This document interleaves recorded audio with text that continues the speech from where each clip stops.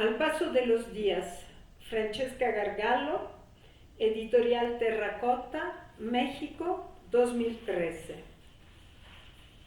Al paso de los días. Nada dura tanto y tan poco como el tiempo. En memoria de mi hermana Coco.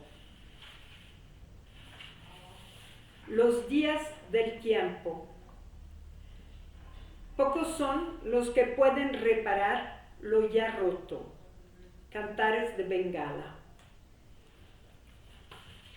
No tenía ganas de viajar ese día.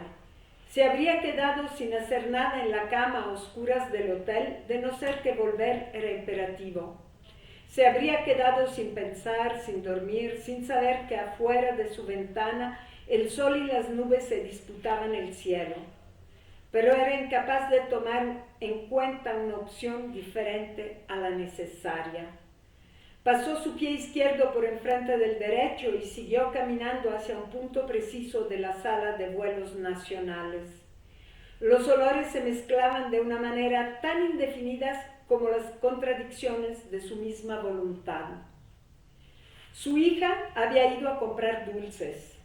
Vio reflejada en la vidriera una silueta anodina que arrastraba las ruedas de su maleta por el mármol grisáceo. También vio que a su lado pasaba la silueta de un viejo muy bien vestido. Algo dejaba intuir que el ambiente le resultaba ingrato. Iba al mostrador sin equipaje alguno, sacudiendo la cabeza cuando lo rebasaban las apresuradas pocas personas que cruzaban por la puerta automática de entrada. Desvió la mirada del reflejo en la vidriera. Ella odiaba los aviones y amaba los trenes lentos que hacen ruidos metálicos en las intersecciones de las vías. Una razón adicional para que no le hiciera ninguna gracia estar ahí a las 8 de la mañana. Odiaba la Coca-Cola, las medidas de seguridad, el aire sin viento de las salas de espera de los aeropuertos. Madame, la llamó la chica del mostrador. 2 boletos a París para tomar la conexión a México, pidió ella. Pagó un precio bajo comparado con las tarifas de los vuelos latinoamericanos. Pensó que no había ido al Congreso de Escritores sino al de Filósofos. Pensó que siempre se equivocaba de lugar. Pensó que era hora de llamar a su hija y exhaló pesadamente el aire. Madre e hija se sentaron en butacas de cuero rojo y raído. Una música de tambores tuareg se dispersaba en el ambiente y un camerunés elegantísimo en su bubú celeste le preguntó la hora. Su hija sonreía. Era bellísima y niña, una elfa oscura, el ser más encantador que pisara la tierra. Como todas las madres del mundo, no lo pensaba porque era su mamá. Lo constataba, era un hecho. Sin embargo, era por ella que debía volver, debía trabajar, debía preparar de comer. El anciano se sentó detrás de ella, espalda contra espalda, pero la mujer no le hizo caso porque vio entrar por la puerta automática a Vukpavich. Era todavía su flaco amigo, solo que unas llantitas bajo el ombligo coronaban sus antiguas piernas de futbolista. Una belleza de hombre, lástima esos ojillos tan pequeños. Luego se recriminaría un pensamiento tan fútil. Le sonrió, él se detuvo, le estampó un beso cansado en la mejilla, despeinó a la niña con la mano derecha e intentó esconder la marca violácea que le sobresalía del cuello abierto de su camisa de lana. Cada quien tenía sus motivos para no haber tomado el autobús con el resto del grupo el día anterior, pensó ella. Su razón había sido un capricho de su hija. La niña se había aburrido estoicamente durante 4 días. Los había escuchado dialogar acerca de los mismos tópicos por los que ella y Vuk y otros 10 desde hacía 20 años se reunían todos los lunes por la tarde. Mañana me llevas a la feria del automóvil deportivo, había dicho la niña. No me regreso a México si no me llevas a la feria. Así que 2 días antes se había quedado en Marsella y ahora debía tomar el vuelo de regreso para llegar a un México donde el padre de su hija estaría esperándola, tan solo para recordarle que ella debía reconocerle sus derechos de padre. Vuk, por lo visto, tuvo otros motivos para quedarse, aunque ella podía imaginar un deber semejante al suyo, tan igualmente tejido de reglas ajenas al deseo para volver. ¿Qué deseaba Vuk?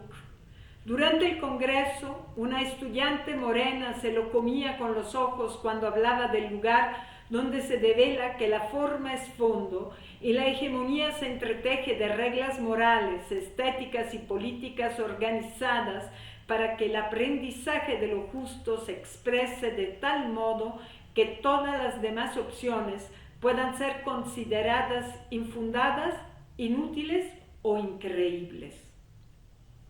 Luego, cuando Vuk se sentó en la primera fila del auditorio para escuchar a sus colegas deshacerse de otros paradigmas aprendidos, la muchacha se le pegó, ofreciendo a su tacto un cuerpo tan exclusivo como su atención. Sintió un poco de envidia por Vuk, objeto de la deferencia, y por la muchacha, capaz de desear con una intensidad hormonal casi orgásmica. Desde hacía mucho tiempo, ella no experimentaba siquiera el deseo de gustarle a alguien. Los hombres sirven para quitarle el tiempo a una, aunque durante otra historia de sí misma, los hombres le habían gustado. No siempre los había amado, pero unas buenas piernas y unos hombros anchos le habían suavizado las derrotas vitales. Esos brazotes sirven de consuelo, decía entonces. Los hombres son un placebo para la enfermedad de la vida. Y se reía, guiñándole el ojo a otra mujer, a cualquier otra mujer que tuviera al alcance, a la cajera que soñaba con un príncipe azul y 3 hijitos, o a la lesbiana que no entendía cómo y por qué desear un cuerpo de músculos duros. Su hija le propinó un codazo para que volviera la cabeza. Por la puerta metálica iba entrando un joven alto, de cabello cenizo y largo, tan hermoso como un príncipe guerrero o como un hada. No sabría decirlo con precisión. Enarcó las cejas interrogativamente. Ella no reconocía nunca a nadie. Su hija le susurró en el oído que era el actor que había visto pelear contra decenas de enemigos en una película.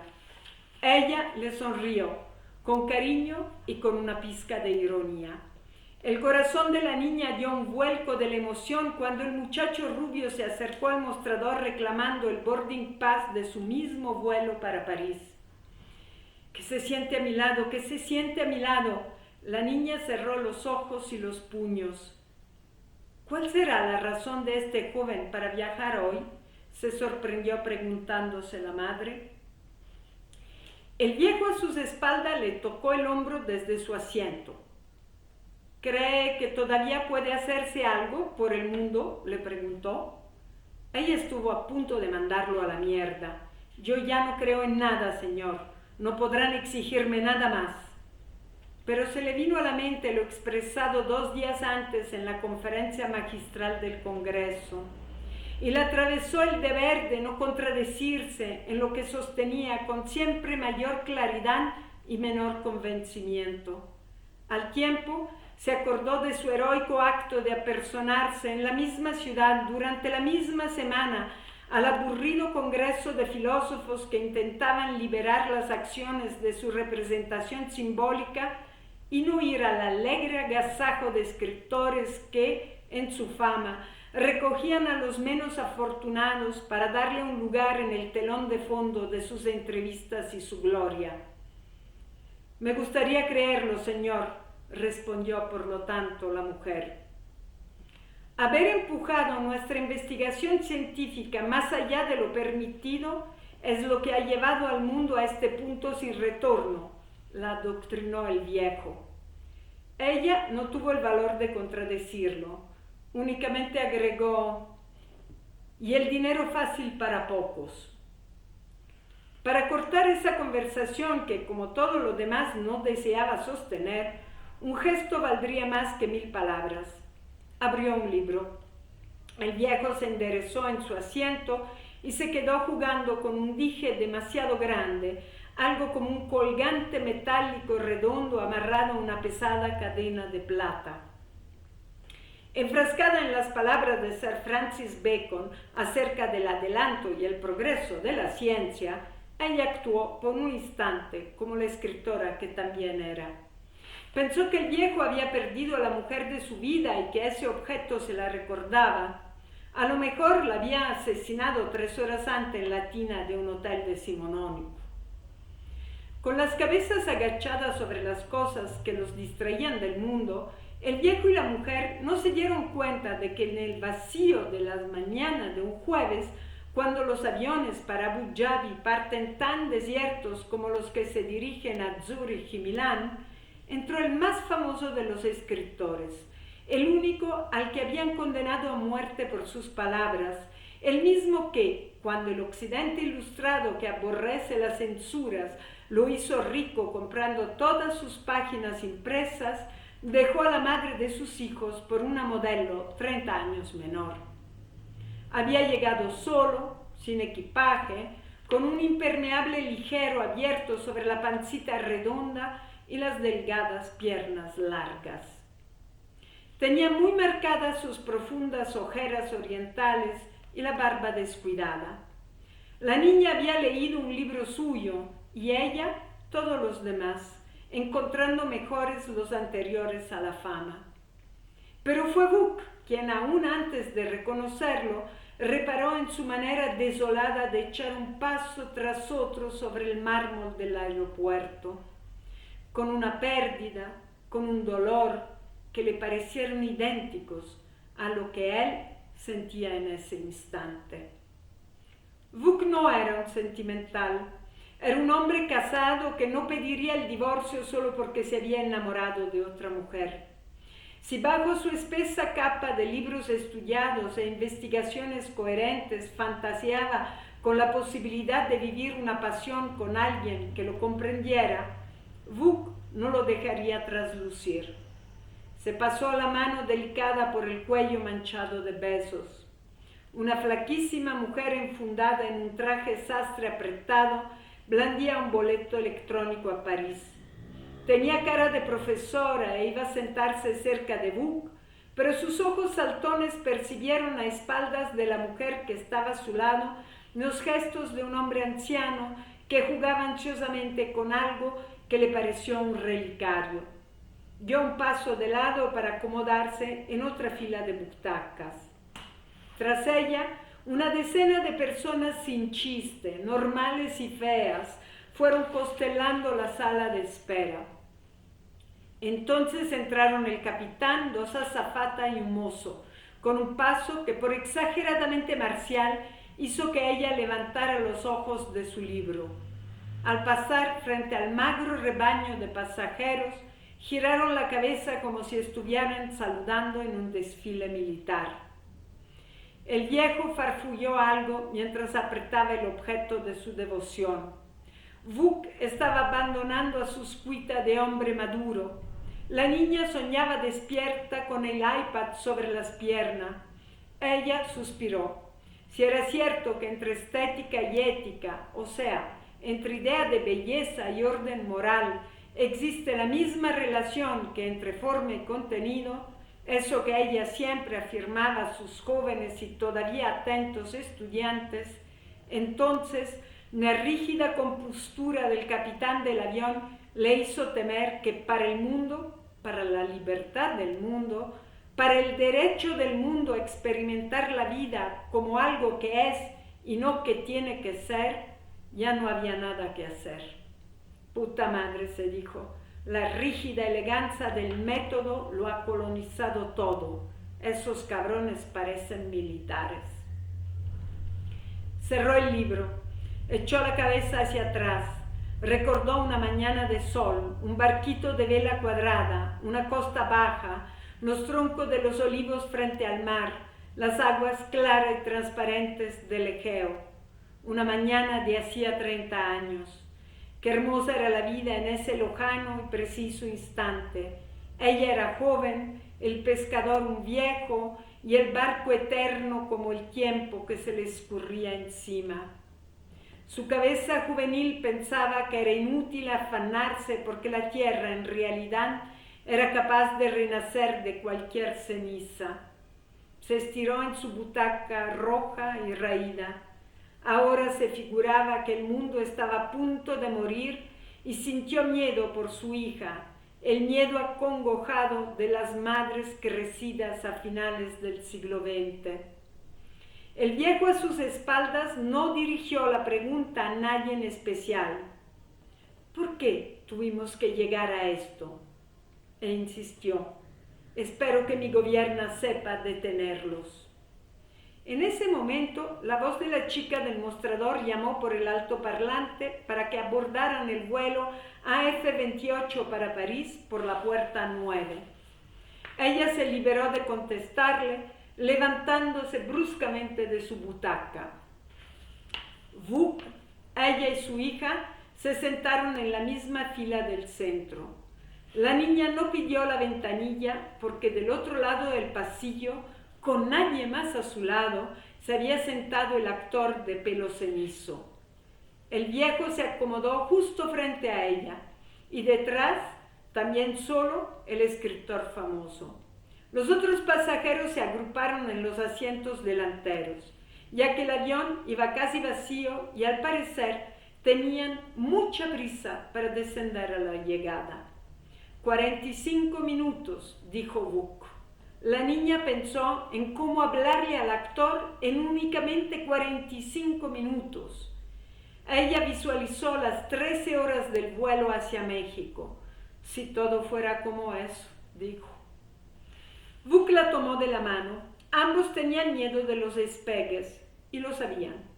Cuando se conocieron durante sus estudios de doctorado, los dos estuvieron a punto de enamorarse. Saliendo de la Facultad de Filosofía a los predos de la Universidad Nacional, él le había asegurado, te conozco de antes. Ella sacudió la cabeza, sin negar completamente la posibilidad. Habían llegado jóvenes a México, con vidas y estudios a sus espaldas, y venían de países cercanos. Se contaron sus viajes, habían coincidido en muchas universidades, Zagreb, Sofía, Heidelberg. Él era un militante marxista, ella una radical confusa, libertaria e impositiva por partes iguales. 2 días después, Vuk tocó a su puerta. La tarde transcurrió sin que se dijera nada importante, sentados muy cerca, sin tocarse. Si sus miradas se cruzaron, fue para ir a depositarse sobre los objetos que tenían enfrente. Ganó su firme decisión de no dejarse arrastrar por el deseo de ver en los ojos del otro los destellos del poder de un interés exclusivo. Cuando el hombre se fue, ella se tiró en la cama y se masturbó llorando. No podía renunciar a su libertad. Él, al llegar a su cuarto de azotea, hizo otro tanto, porque no podía entregarse a la pasión. 15 días después, demacrados, volvieron al seminario del doctor Roy.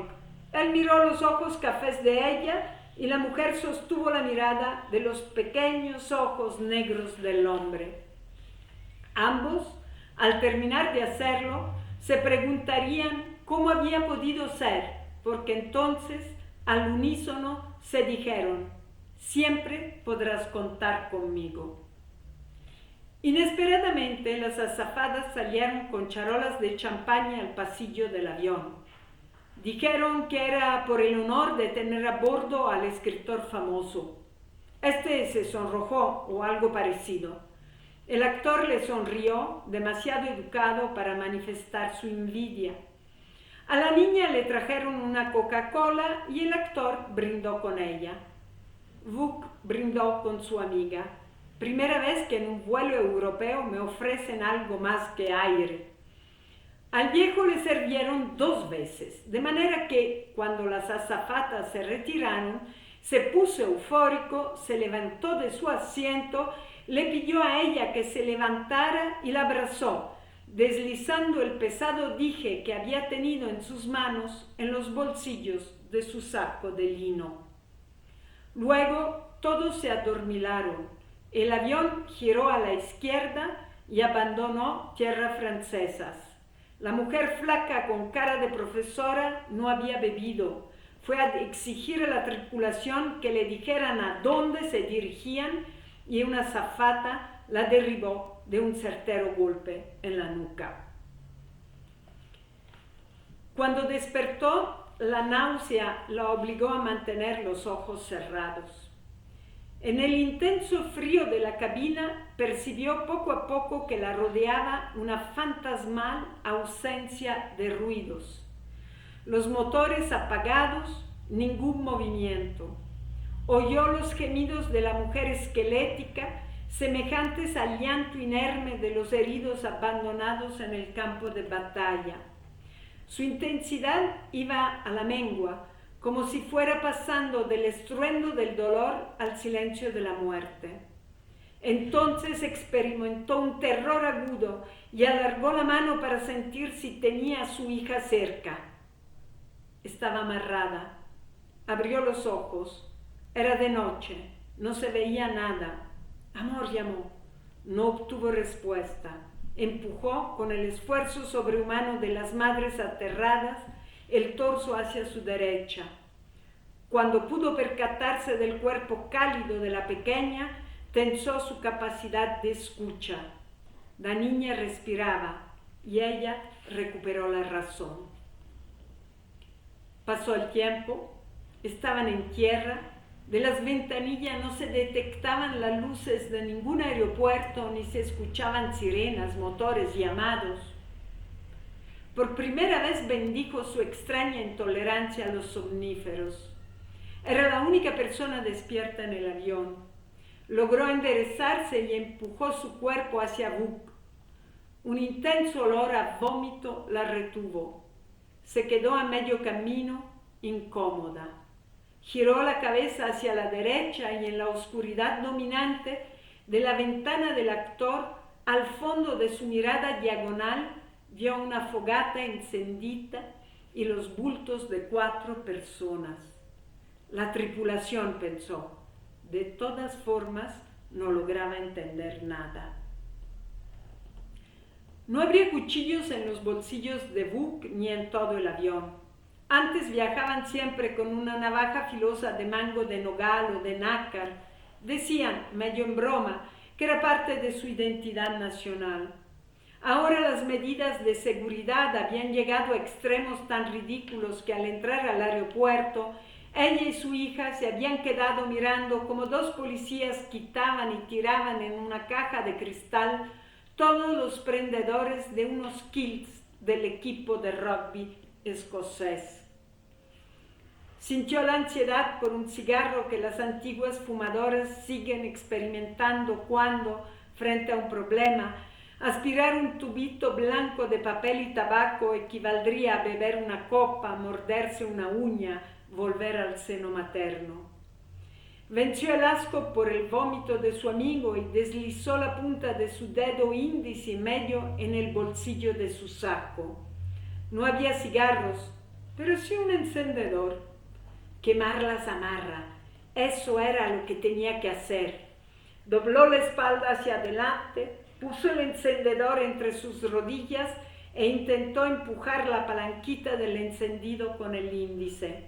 El encendedor se deslizó a lo largo de su pierna y quedó atrapado en el borde de sus botines. Se sintió incapaz de pensar en otra cosa. Pasó más tiempo. La mujer flaca esporádicamente se quejaba. Tras escuchar un gemido, intentó llamar su atención. Tú! Dijo. No obtuvo ninguna respuesta. La flaca agonizaba. En uno de sus desplazamientos se dio cuenta que las cuerdas la envolvían como una salchicha, pero no la ataban a nada. Empujó su cuerpo hasta apoyar la cabeza en el asiento anterior y torciéndola, volvió a mirar por la ventanilla del actor. Alrededor de la fogata, uno de los dos hombres se había levantado y caminaba. Los otros se agitaban sentados en el suelo. No había forma de entender qué hacían. Lo único que quedaba en claro era que los pasajeros estaban amarrados mientras la tripulación dialogaba libre fuera del avión. Pensó en el escritor famoso. ¿Acaso los habían secuestrado para apoderarse de él? Durante el primer año de su condena a muerte se decían muchas cosas. El chisme se expandía de Europa a las Américas y equivalía a la enormidad del castigo. Nadie hasta entonces había pensado que la censura podría implicar una orden de asesinato. Entonces hablar de sus novelas era casi tan obligatoria en las peluquerías como en las aulas. Entre los abundantes artículos de periódicos y revistas que criticaban la censura, ella había leído que los sacerdotes maldijeron sus palabras y su aliento, sus ideas y su voz, lo cual no la impresionó, pues estaba acostumbrada a los anatemas, las excomuniones de filósofos, las acusaciones de herejía. Pero recordaba con horror que para estimular que cualquier hombre religioso llevara a cabo la tarea de callar su boca blasfema, le habían puesto el precio de $1 millón. $1 millón compraría a 4 profesionales europeos. A sus espaldas, el escritor famoso empezó a roncar. Siguió desplazándose con esa ansiedad sin sosiego que empuja a prender y apagar las lámparas de sus burós a las madres que esperan el regreso de sus hijos en las noches de farra. De un lado a otro del asiento, buscaba aplacar su deseo de saber qué estaba sucediendo y su imposibilidad de entenderlo. Le dolían los brazos, el torso, las piernas por el esfuerzo. El gesto más pequeño le costaba una fatiga enorme, pero sus ojos fueron acostumbrándose a la oscuridad. Ya podía discernir los cuerpos recostados de su hija, del actor y de Buck, así como distinguir el pasillo de los asientos de adelante, la ventanilla izquierda, totalmente a oscuras, de la derecha, de donde podía hojear el vivaque de la tripulación. Silbó. Ojalá y alguien le contestara. Nada. Evidentemente, las azafatas no se apersonaban porque conocían los efectos duraderos del somnífero. Empezó a moverse hacia atrás, desplazando apenas las nalgas, apuntalándose con los pies. Finalmente se recostó al lado de su hija, sintió su cuerpecito caliente y dormido, y se dejó ir en un silencio despierto e inmóvil, parecido al insomnio. Las horas pasaron sin ninguna novedad. Una tos asqueada sacudió al anciano del asiento delantero, sacudiéndole en el pecho la respiración cortada por los mocos gástricos.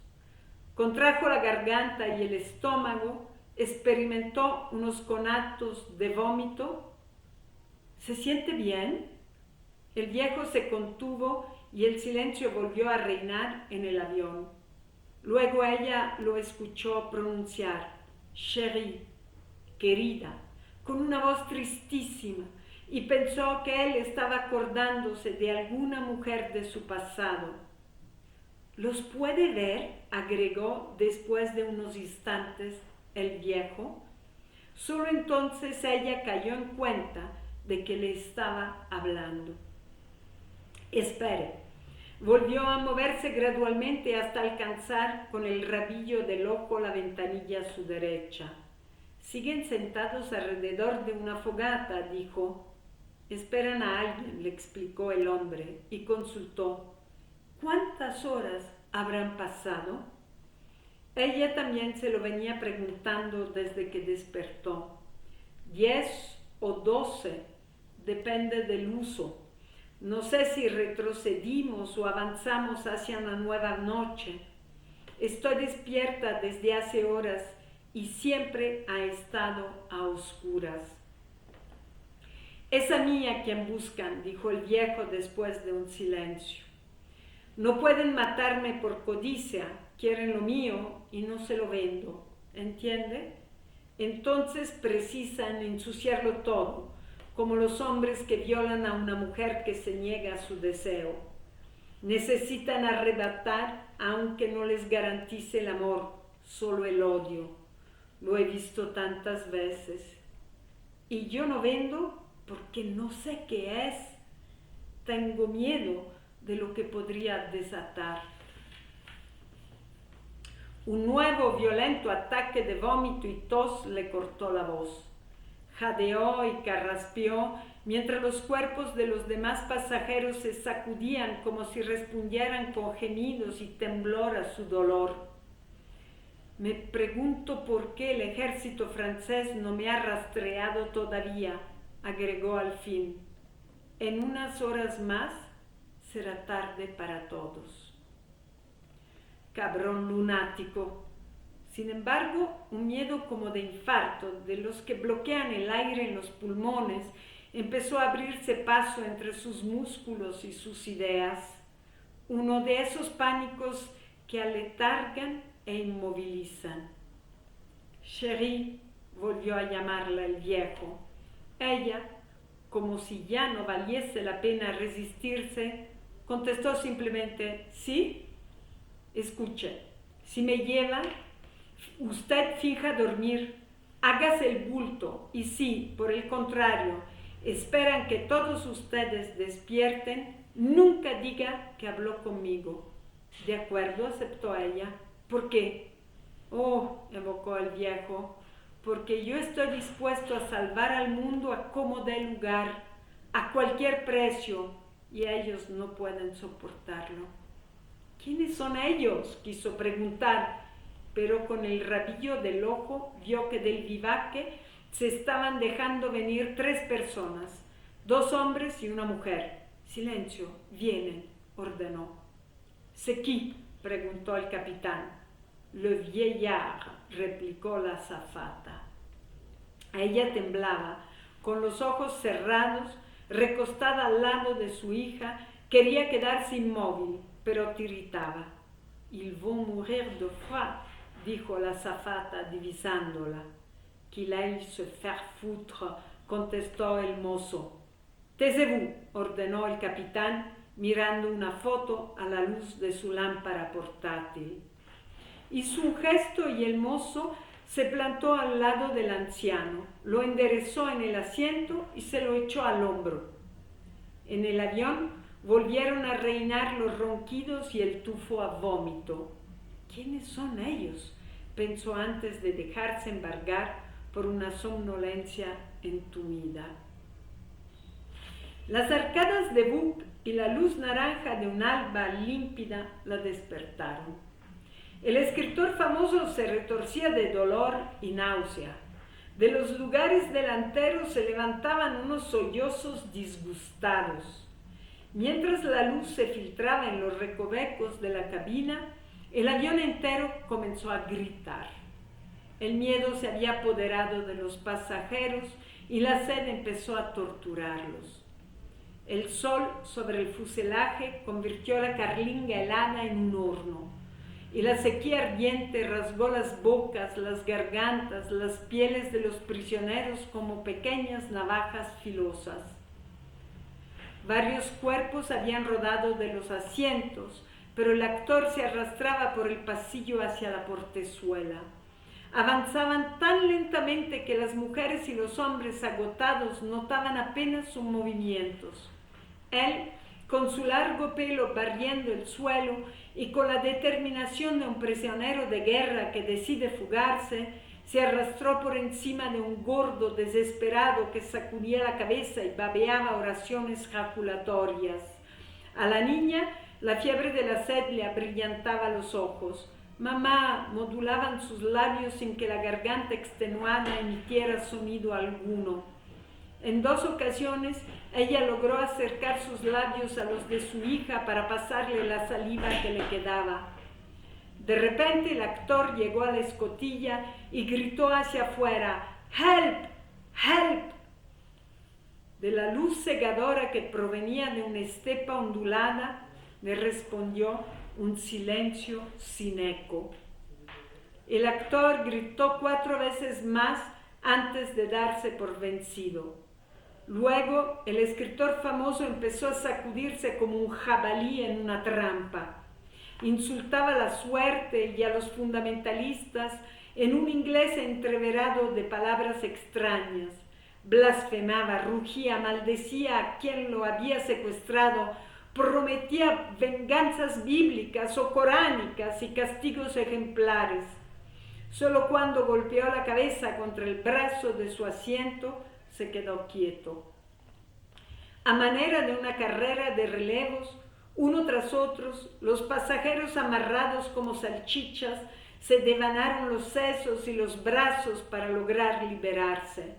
La profesora flaca, que únicamente tenía atadas las manos y los pies, sangraba de las muñecas.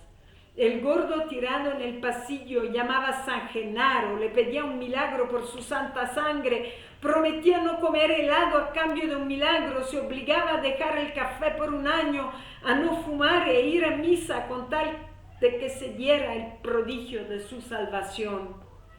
Una mujer enganchó una vuelta de la cuerda en el pie de su vecino y empezó a jalar, quedando medio ahorcada debajo de su asiento. Vuk, de vez en cuando, en voz queda, aseguraba a la niña: no te preocupes, amor, el tío Vuk te va a cuidar. La boca de quien había vomitado por efecto del somnífero ardía, quemada por lo seco del clima y el ácido de los jugos gástricos. Pronto todas las voces convergieron en una única ronquera. La noche volvió a bajar sobre una población desolada y un frío intenso se metió por el orificio de la escotilla. Vuk, ¿no te parece extraño que no nos hayan rastreado? Su amigo inhaló el aire con fatiga. Muy raro, confirmó. Y el escritor famoso agregó: a menos que no lo hagan de propósito.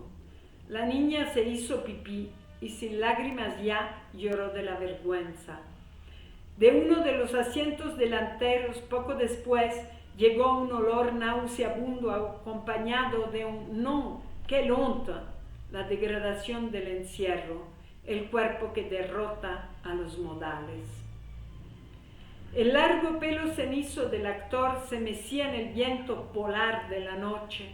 Mitad de su cuerpo colgaba en la escalerilla. Con un esfuerzo de la cintura se levantaba y arrastraba la cuerda por el borde de los escalones de aluminio. Una vez tras otra, repitió el mismo gesto con la esperanza de que la escalera sirviera de serrucho.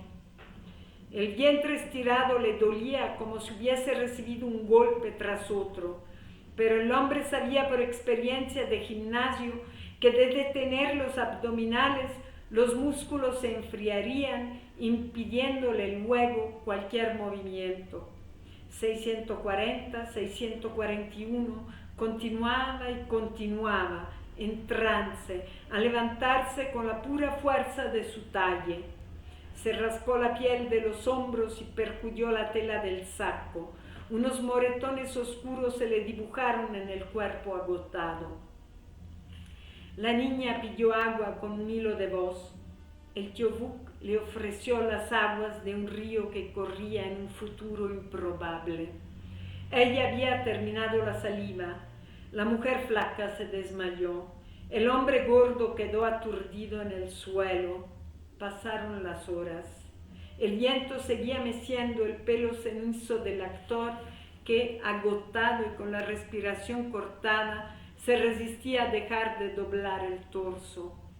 La decena de hombres y mujeres de los asientos delanteros cayó en un sopor que solo sacudían los escalofríos y unos esporádicos lamentos aturdidos.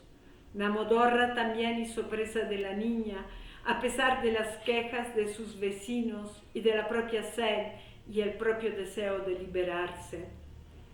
hinchando y soltando sus viejas piernas fuertes de futbolista sin hacer alarde de su esfuerzo, Vuk logró aflojar las cuerdas. Pasó una vuelta de soga por encima de su hombro, movió la cabeza, libró una mano, la otra, y salió al pasillo para desatar a la niña, tomarla en brazo, ir con ella al gabinete de la azafata y darle a beber medio litro de agua antes de colgarse él mismo del cuello de la botella. 1 hora y media después, la 12:30 de pasajeros aturdidos del vuelo Marsella-París se arrastraban por el terreno duro donde el avión había aterrizado. La mujer flaca con cara de profesora tuvo que apoyarse en 2 personas para bajar la escalerilla y el actor recargó la espalda contra las ruedas del avión. No podía moverse por el dolor de su musculatura. Alrededor de la fogata del vivaque, que volvieron a prender con la leña que la noche anterior la tripulación había arrastrado desde un bosquecillo de arbustos de hojas estrechas y espinudas, hicieron un rápido recuento de los víveres con que contaban. 4 frascos de berenjena en aceite de oliva preparados por la mamá del gordo, una gran caja de tablillas de chocolate, las papas fritas de la niña, 3 docenas de paquetes de crackers sequísimos y 20 cubitos de camembert eran las vituallas de que disponían. Pero pronto nos van a encontrar, dijo una mujer anodina con un gran anillo de esmeraldas en el anular derecho que por un gesto que no podía evitar exhibía al sacudir las manos.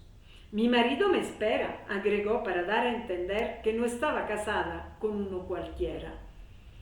Ningún teléfono celular se comunicaba. No está descargado, dijo el actor sacudiendo el suyo. Más bien tiene un fondo de ruidos, como si muchas personas de vez en cuando hablaran sin dirigirse a un micrófono.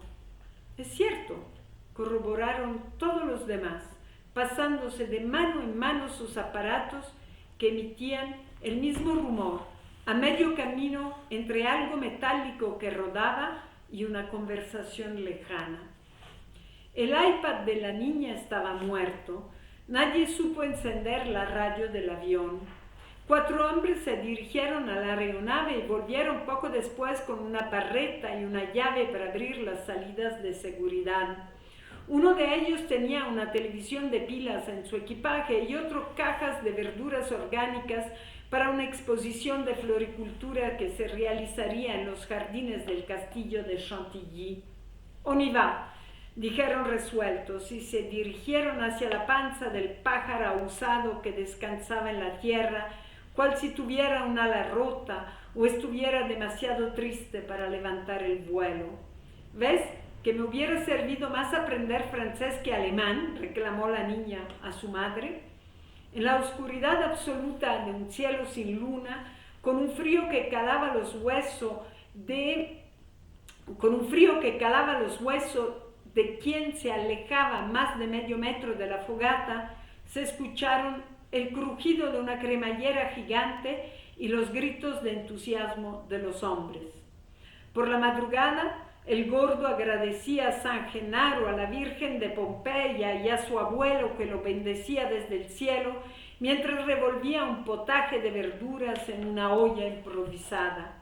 «Me perdonarán», decía a sus compañeros de viaje, «pero no tengo hierbas de olor». La televisión encendida emitía el mismo inconcebible ruido de los teléfonos y no tenía imagen, de no ser una luz grisácea y en ocasiones movediza. A pesar de la decepción, la sopa caliente reconfortó los ánimos de los pasajeros. Una especie de beatitud inconsciente reinaba bajo el toldo que entre todos levantaron con los pareos de una joven feucha y nerviosa que iba a París para tomar el avión a las Maldivas. El sol, a diferencia de lo que todos esperaban, no quemaba. Había estrías de colores en el cielo de un azul profundo, un fresco casi frío en el aire, en ningún síntoma de que pronto llovería.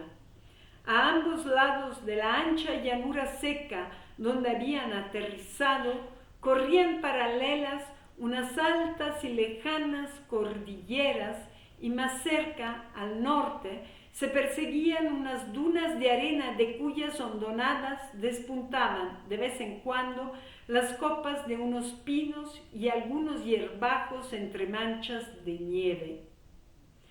La mañana transcurrió a la espera de que llegaran el ejército francés, el séptimo de caballería, los príncipes azules, Godot, la llamada del novio, la lotería. Ella pensó que de filmarlas podría enviar las imágenes de su indolencia a un concurso de performance. El actor se peinaba una y otra vez el largo pelo apelmazado. El anillo de esmeralda se movía al ritmo lento de la mano que alisaba la falda de la señora de París.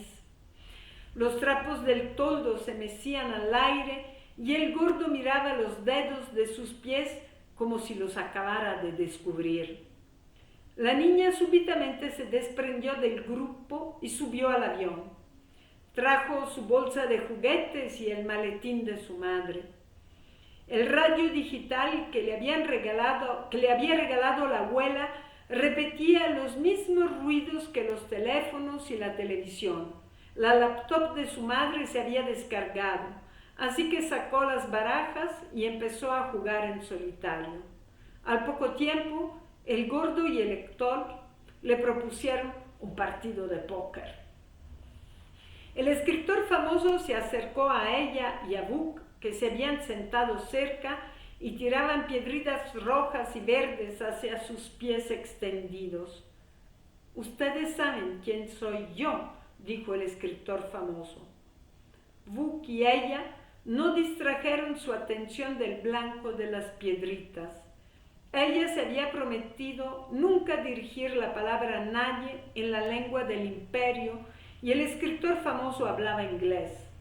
Buck, sinceramente, no entendía ni jota de lo que ese hombre que había reconocido de inmediato en Marsella le decía. «¿Parlez-vous français?», preguntó ella. El escritor famoso sacudió la cabeza. «¿Español?». El escritor famoso arrugó la frente y dijo un poco. Entonces Buck levantó su mirada y con media sonrisa le explicó. «Está loca. Solo habla inglés en Belice y Jamaica. Por favor, dígale que usted es indio y no gringo. Que me hable en urdu si quiere que le conteste», le interrumpió ella. El escritor famoso entendió la frase y una avalancha de palabras consonánticas salieron de su boca. Buck y ella empezaron a reír. Wait, mejor hablemos español». Se sentaron en círculo, hombro con hombro, igual que tres estudiantes frente a una tarea que no comprenden. De improviso se sentían ignorantes, confusos y optimistas como jóvenes. «¿Qué hacemos?», preguntó el escritor famoso. Ella se encogió de los hombros y Buck replicó. «¿Tú qué propones?». La tarde brilló con su luz sin sombras. El vuelo de las águilas y el correr de unos conejos flacos podían divisarse a decenas de kilómetros de distancia, pero por mucho que los buscaran hacia los 4 puntos cardinales, no vieron ni una casa ni un camino. Los pasajeros del avión Marsella-París del jueves 29 de abril empezaron a moverse, a pasear sobre un terreno que se resplandecía como lodo al sol y que de noche se helaba cual estuviera empapado. La mujer muy flaca se cambió de ropa y al hacerlo lució por un instante un cuerpo musculoso y diversas cicatrices. El gordo había ganado todas las manos de póker y la niña y el actor se declararon hartos de perder. Reían en sus idiomas entremezclados. El actor se quejó de los dolores que lo atenazaban desde su exploit con los abdominales. La niña y el gordo se rieron todavía más, hasta que a ellos también les dolió la panza. Solo Vuk, ella y el escritor parecían interesarse en su situación concreta. Eran los intelectuales del grupo y asumieron esa condición como una responsabilidad concreta, nuevamente un deber. Ella miró su reloj de oro, colgado de un broche a la solapa del saco de lino. Era viejísimo, el único recuerdo que su abuela materna tuvo de su madre muerta de parto, y ella todavía le daba cuerda cada segunda noche. Marcaba las 11 y era el único reloj que funcionaba. No han pasado 2 días, dijo. ¿A cuántas horas de uso horario estaremos? Aparentemente eran las 4 o las 5 de la tarde. ¿Antes o después? De ser el día anterior, habían aterrizado en Perú o en Chile, pero no, solo tenían combustible para un vuelo continental y además no sobresalía al este la única cordillera de los Andes. De ser el mismo día, ¿dónde carajo estaban? Empezó a murmurar sus dudas y los 2 hombres le siguieron la pista. Muchas opciones territoriales les parecieron posibles. Armenia, Uzbekistán, otras francamente les dieron terror. Afganistán sobre todo. Estamos más al norte, dijo al fin el indio. ¿China?, preguntó Vuk. No sé. ¿Y si estamos en Sudán?, se aventuró ella. Los 2 hombres sacudieron la cabeza. Esto no es África, sostuvieron al unísono, cada quien en su lengua. Mientras deliberaban, los demás pasajeros del avión fueron acercándose a ellos. La mujer cuyo marido la esperaba en París y la joven fea de viaje a las Maldivas, seguras de su razón, opinaron que había que reparar el radio y pedir ayuda. El ingeniero que abriera la panza del avión con la barreta habló de los posibles efectos de una tempestad electromagnética, pues ningún aparato electrónico respondía. La flaca dijo: a mí este lugar no me gusta. El gordo propuso: hagamos algo. Otro hombre respondió que lo único que podía hacerse era esperar. La esposa del parisino quería recogerla al aeropuerto, asintió entrecerrando los ojos. Un mohín de disgusto frente a la voluntariosa estupidez humana. El actor gimió. Había perdido su contrato y eso le pasaba por andar predecido de una bien construida fama de borracho poco puntual. «Mamá, ¿qué dicen?», preguntó la niña. Ella les explicó los gestos y las palabras de una perplejidad que por momentos se exasperaba en forma de rabietas, pero todavía no se transformaba en desesperación. El escritor famoso miró de uno en uno a sus compañeros de campamento y les expresó quién era y por qué sería bueno que se escondieran. Ella lo tradujo al español y al francés, aunque al hacerlo sintió una punzada de miedo supersticioso. Había trabajado sus prejuicios en psicoanálisis, estaba consciente del origen xenófobo, mitad convencional y mitad obsesivo, de sus decretos internos sobre la mayoría de los europeos, pero con los franceses, si había dinero de por medio, nunca se sentía tranquila. Se los imaginaba haciendo cuentas, comparando, preguntándose acerca de los beneficios que pudieran recibir por sus acciones. Algo así como Voltaire denunciando la esclavitud y viviendo de la trata.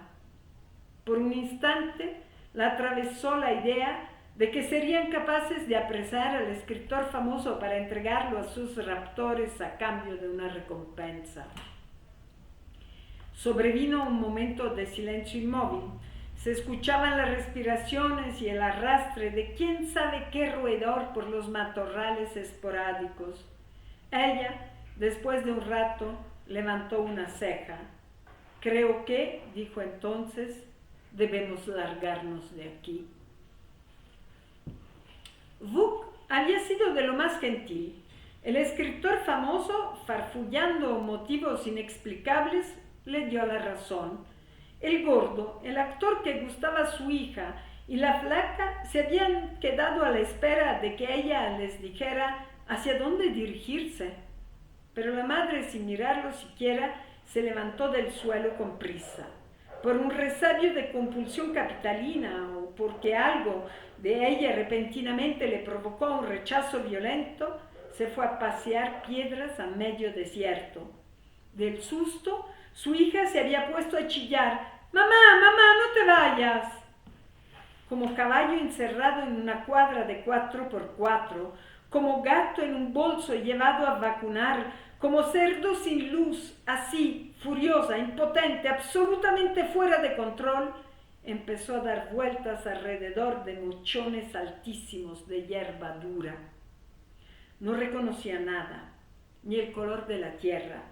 El cielo era de un azul tan intenso y las nubes tan rápidas como en cualquier desierto. Pero eso no era América. Lo supo desde que ni un cacto, ni una iguana, ni la Cruz del Sur se ofrecieran a su mirada. Solo esos extraños arbustos anclados a la arena, detrás de los cuales unas ardillitas sin cola se levantaban sobre las dos patas posteriores. Tampoco era Europa, apéndice occidental y costera de Asia. África, Turquía, Azerbaiyán. Hacía un frío de perros como para estar de día en el desierto, que la gran puta. Caminó a grandes trancos acercándose a una duna. Golpeaba los talones contra la tierra, apretaba los puños. Unos gritos enojados se frustraban en su garganta sin desahogar su rabia ciega e impotente. La incapacidad de detener el flujo caudaloso de necesidades e ideas de lo que era necesario la envolvía, mientras rumiaba palabras incomprensibles y azotaba el ambiente con su paso. En círculos cada vez más lentos fue disolviéndose su miedo a que le dieran la razón y su deseo de estar en otro lado y trabajar obsesivamente en un libro que no salía porque el tiempo se lo devoraban las clases, las reuniones, los traslados. Poco a poco el ansia y la cruel, aunque inútil protección de su individualidad, dio paso a una mirada hacia el vivaque de los derrotados del avión. Todos iguales a ella, se dijo, todos. Las llantas de la camioneta que llegó para recoger a la tripulación y al anciano señor que le pronosticó que vendrían por él habían dejado huellas profundas. Las divisó al calmarse, como si hubiesen estado ahí esperando su mirada.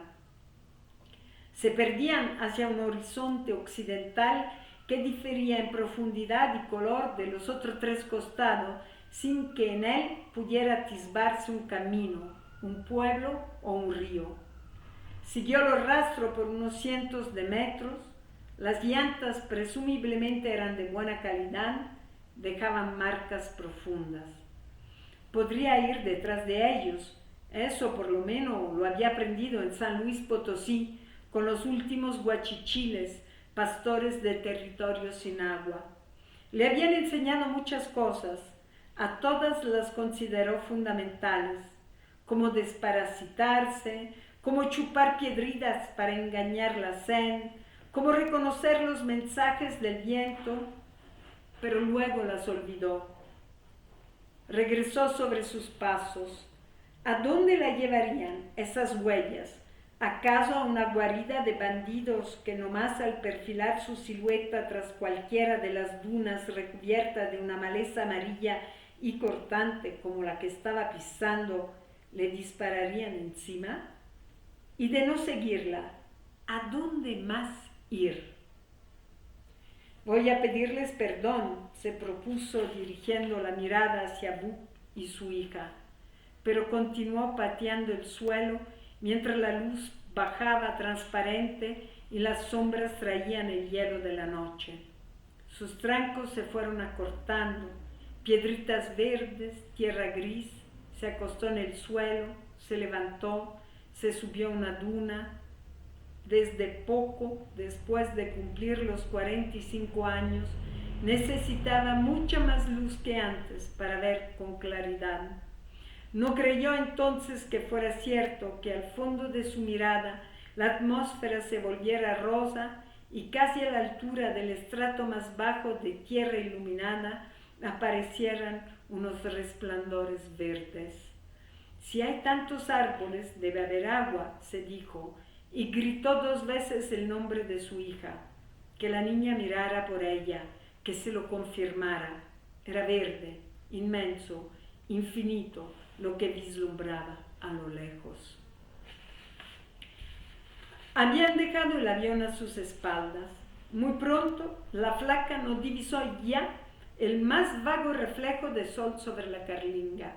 Si deseaba volver sobre sus pasos, solo podría seguir en sentido inverso las huellas que dejaban sus pies.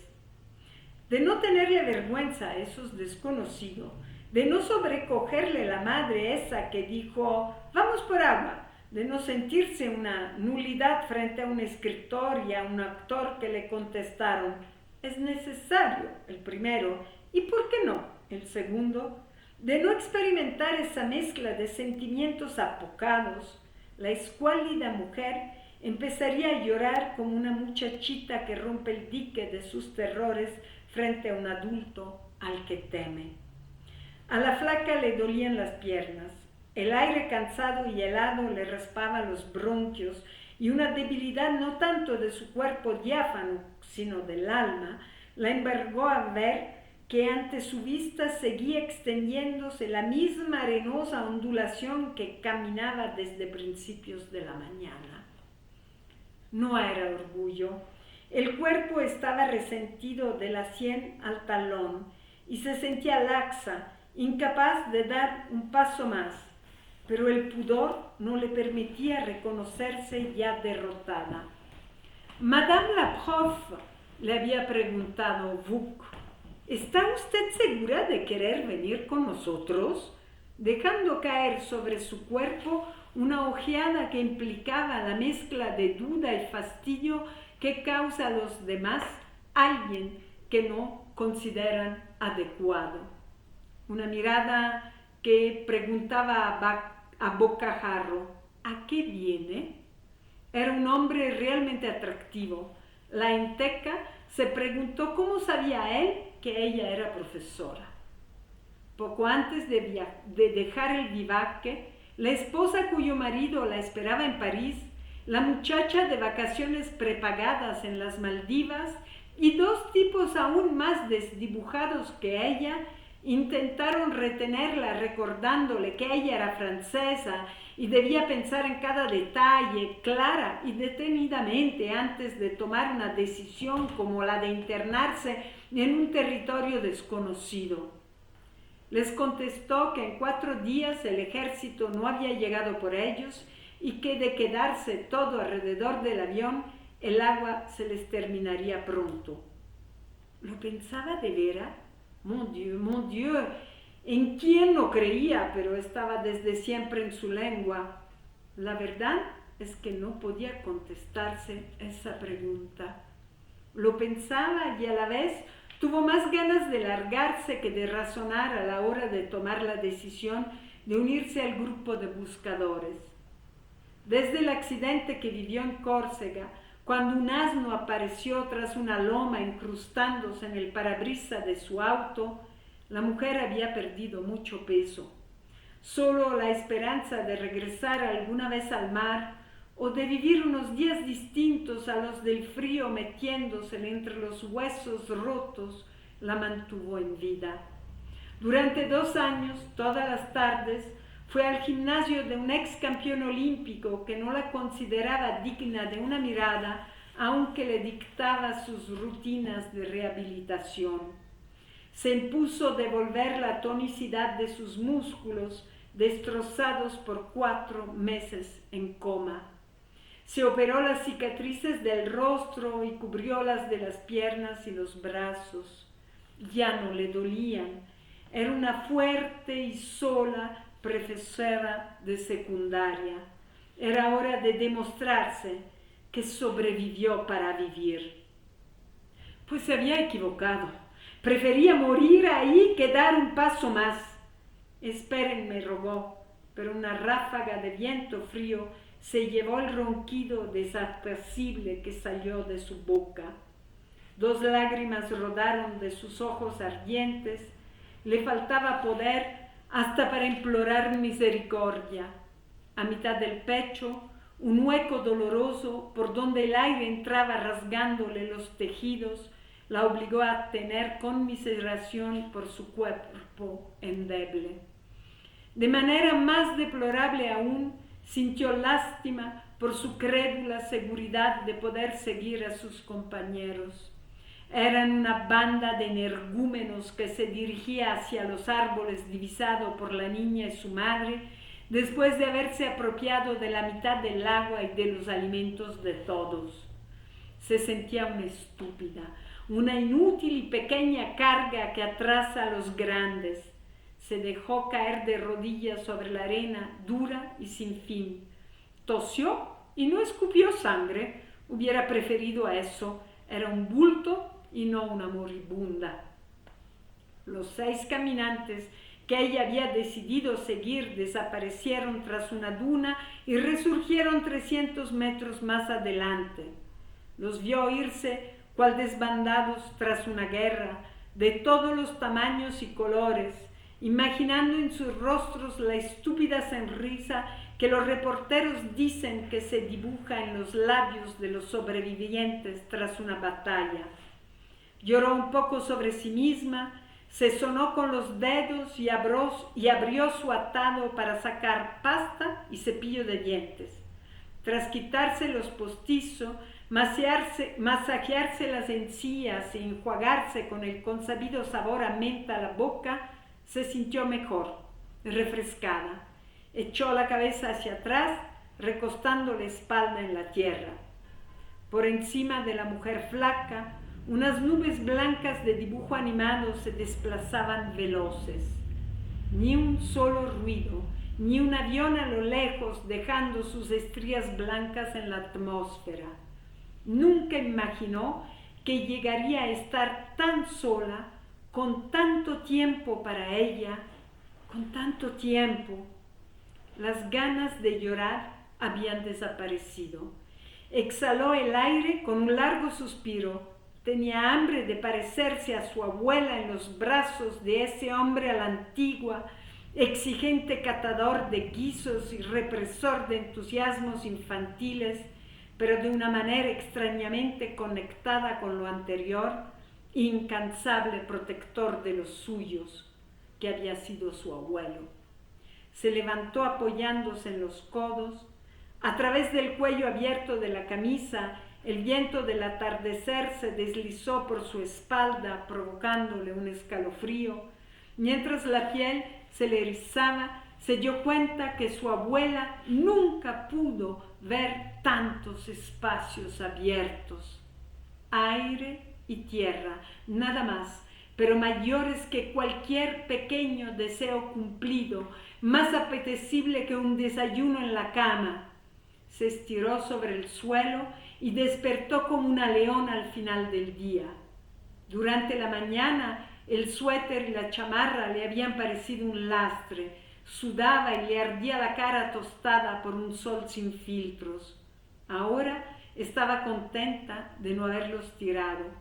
El clima variaba brutalmente de un momento a otro y entre la noche y el día parecía mediar un cambio de estación. No podría cargar nada más que su atadijo de ropa, crema, agua y toalla sanitaria que, según una imagen icónica de vagabundo, había amarrado a un palo y llevaba en el hombro. Pero volvería a dar pasito ligero, respirando largamente por la nariz, como una parturienta que controla el dolor. Pudo soportar las punzadas en la rodilla, levantar el mentón hasta divisar el horizonte y detenerse para acomodar los calcetines que se le habían retorcido en el zapato. La noche se cerró a su alrededor tras un estiradísimo caso rojo, naranja, morado, índigo. Empezaba como una convaleciente a tener hambre. Llegó a donde 5 personas sentadas se masajeaban los pies, masticaban crackers, se preparaban un hueco en la arena para la noche y se tiró al suelo.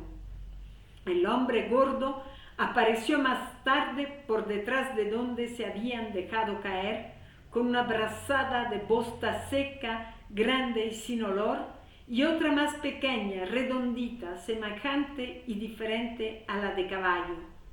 ¿De qué animal es esto?, preguntó en voz alta. Todos se acercaron, también ella, flaca, alta y cansada como una grulla. Examinaron el excremento que el hombre encendió para calentarse y preparar una tisana con las hierbas olorosas recogidas por la niña. «De camello», tronó la voz del escritor famoso. La niña fue la única que se sintió satisfecha con la respuesta. «Son como llamas muy grandes y con bolas en la espalda». Su madre levantó los ojos hacia el escritor. Vuk dio un paso hacia la fogata. «¿No estaremos en Irán?», le preguntó en un susurro. El escritor famoso cerró los ojos. «No sé, hace mucho frío». Para su sorpresa, en un español maltrecho, el actor de pelo cenizo balbuceó: «Esto no es Irán. Yo estuve ahí. Iba a interpretar a Alejandro Magno antes de que otro me quitara el papel. Las tierras altas son mucho más fértiles y el desierto es caliente». Todos dirigieron una mirada interesada al muchacho. No se parecía al conquistador que sus hombres bautizaron Sol y que brilló un único, largo día por encima del Mediterráneo. Era demasiado rubio, nunca hubiera podido seguir una clase de Aristóteles, pero, fuera quien fuera, el actor escogido en su lugar adolecería de sus mismos defectos. Le sonrieron con cariño y él se sonrojó.